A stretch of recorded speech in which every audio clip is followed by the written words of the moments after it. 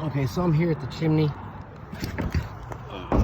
As you can see, there's holes in all this stuff. There's got holes here and here, hole here. The screw is backing out. I mean, it's sticking out about an inch. Same thing down here. You got a hole, a hole, a hole. There's a hole there. There's a gap right along through here where they caulked it and the caulk is cracking.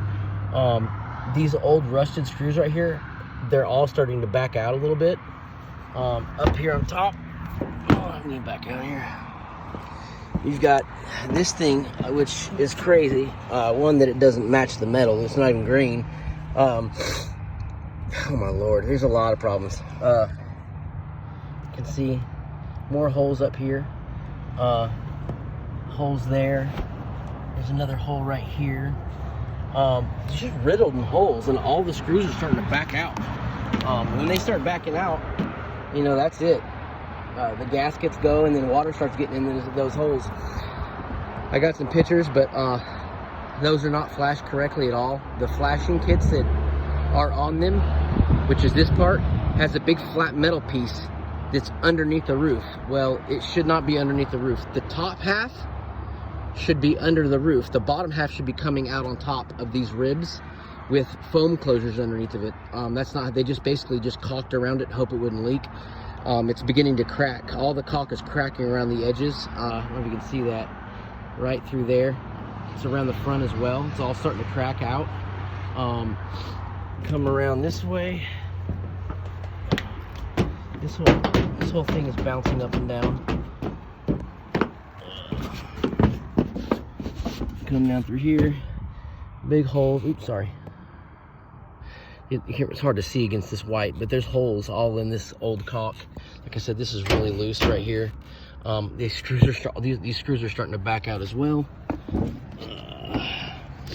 And there's probably, if I had to guess, there's probably water getting underneath this lip as well. Let's back down here before I fall. All of these screws are just gone. I mean, if you can see, in a different area here. As you can see, I'm lifting up on this. That means these screws are not holding anything down.